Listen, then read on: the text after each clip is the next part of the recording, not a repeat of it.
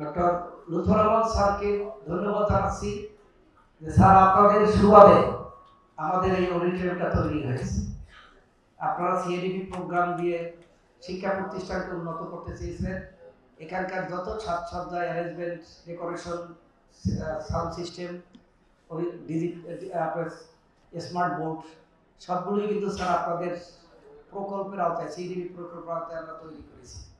এজন্য আবারও ধন্যবাদ জানাচ্ছি।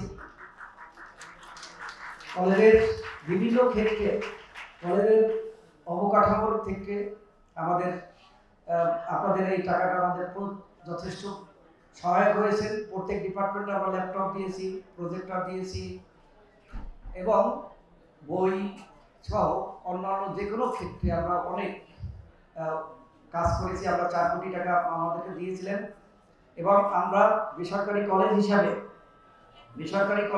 স্যার আমরা সম্পূর্ণ টাকা খরচ করার পরও শ্রেষ্ঠ শিক্ষক তালিকায় আমরা আরও কিছু টাকা বোনাস হিসাবে আমাদের দিয়েছে, সেই টাকা দিয়ে আমরা কাজ করেছি। আমি আমাদের সভাপতি বীর মোর্শেদ আব্দুল সালাম স্যারকে ধন্যবাদ জানাচ্ছি, কারণ আপনি এই কলেজের সভাপতি হওয়ার পর থেকে বিভিন্ন ধরনের সামাজিক কর্মকাণ্ডে আমাদের উৎসাহিত করেছেন। ইতিমধ্যে আপনার ঢাকা 13 আসনে আমাদের বিভিন্ন পেশাজীবীদের মধ্যে একটি ঐক্য গড়ে দিয়েছেন। আমাদের শিক্ষা প্রতিষ্ঠানগুলোর সাথে আমরা দীর্ঘদিন, আমরা 34 বছর চাকরি করি, এর মধ্যে আমরা তাদের সাথে কোনো রকম সমন্বয় করতে পারিনি, কেউ কাউকে চিন্তার না। আপনার মাধ্যমে আজকের মোহাম্মদপুরের প্রতিটি প্রতিষ্ঠান প্রত্যেকের সাথে প্রত্যেকের একটি সম্পর্ক তৈরি হয়েছে। আমরা প্রত্যেকেই কিন্তু এখন সবাইকে চিনি।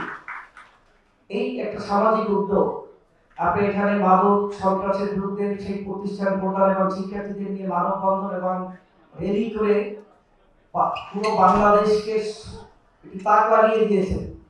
এরকম উদ্যোগ বাংলাদেশের ইতিপূর্বে কেউ করেনি এবং মোহাম্মদপুরবাসী কিন্তু উপকৃত হয়েছে। ছাত্রছাত্রীদের উৎসাহ দেওয়ার জন্য ইতিমধ্যে চিত্রাঙ্কন রচনা প্রতিযোগিতার অংশ আমরা আয়োজন করেছি।